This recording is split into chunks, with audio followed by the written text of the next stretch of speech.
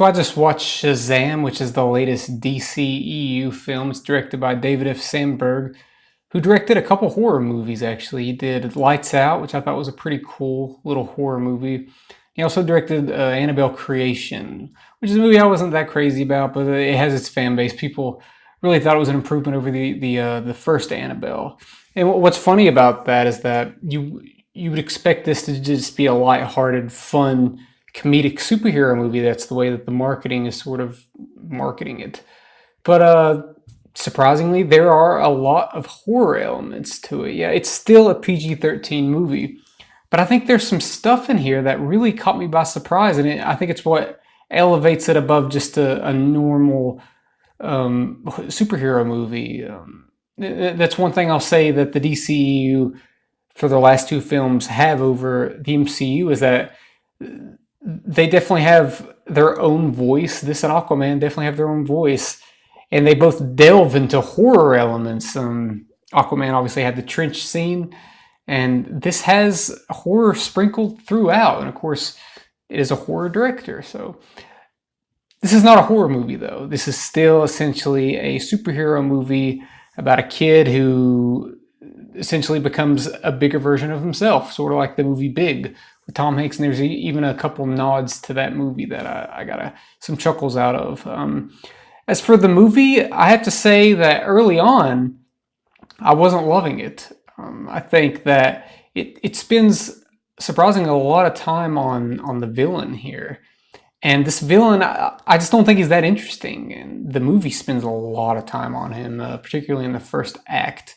But I think there is a turning point. Like, for instance, when Billy Batson officially becomes Shazam, or technically Captain Marvel, the movie definitely takes off. But I will say one interesting thing with the villain here, while I don't necessarily love his character, he does bring something interesting to the table, not to get too spoilery, but there is a creature monster element to the film.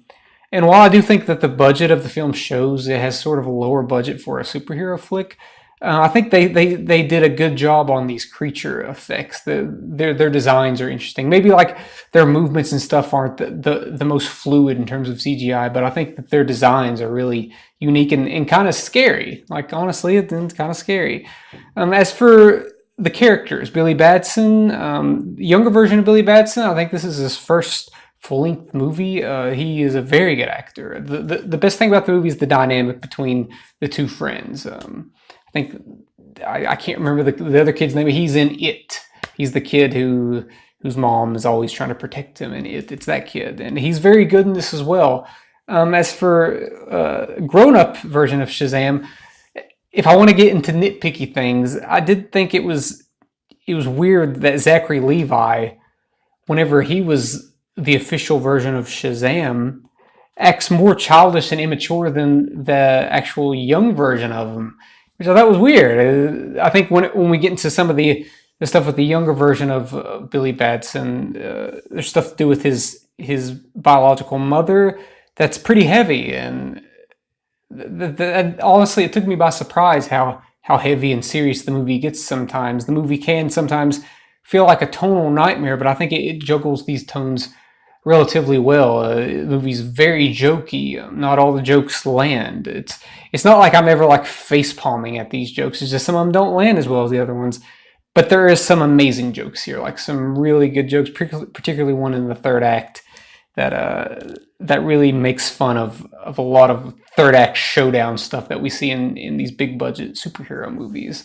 There's also something that happens in the third act that definitely took me by surprise, and it elevated the movie to me. And that's whenever I started to get goosebumps, and when I started to have a love for the movie. Because before then, it was just an enjoyable movie. I had a smile on my face for the majority of it. I got some chuckles, and it does have heart.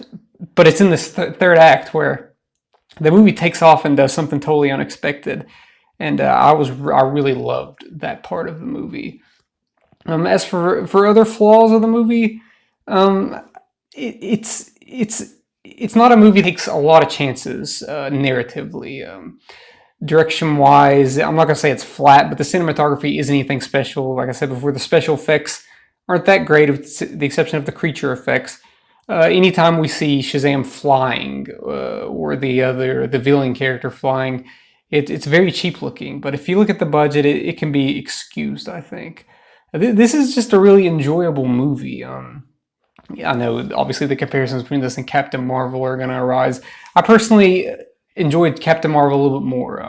I thought it had stronger character work with the side characters, and while this does have good solid characters, Captain Marvel spent a little bit more time on it, and it felt a little bit more impactful. And the action in Captain Marvel is quite a bit better. But this isn't necessarily an action movie. It's more of a weird dark fantasy adventure movie, sort of reminiscent of something from the 80s, and I think that's totally what it's going for. And for that, it's great. As an action movie, it's not great, but yet again, I don't think it is an action movie, which is weird because you expect there to be a lot of action in a superhero movie, but this isn't a normal superhero movie. I thought I was going to walk out of this saying that this is the Deadpool of the DCEU, but it's really not. I know it's very jokey and it has heart like the first Deadpool movie, but to me, they're totally different. Deadpool definitely lands jokes way more often than Shazam does. But just as a whole and as a narrative, it's absolutely nothing like it. Another huge bonus of this movie is the way that they depict the foster home in this movie with the foster parents and foster siblings. Very good. I kind of wish they would have done a little bit more with that, but hopefully we'll get another movie and we'll see even more of that element. Overall, I did like this movie. For the majority, I was sort of stuck with a B, maybe even a B minus at times if I'm talking about the beginning. But the final third of this movie won me over to a B plus. I'm giving this a B plus. It's a very enjoyable time. I think that this is the most rewatchable movie of the DCEU films. It might not be the best. I think Wonder Woman's still probably the best. But I think that this is very rewatchable, and I may even enjoy it more on a second watch. What was your opinion on Shazam? Did you like it? Were you let down by it, or did you love it? Please let me know in the comment section below, and thank you for watching.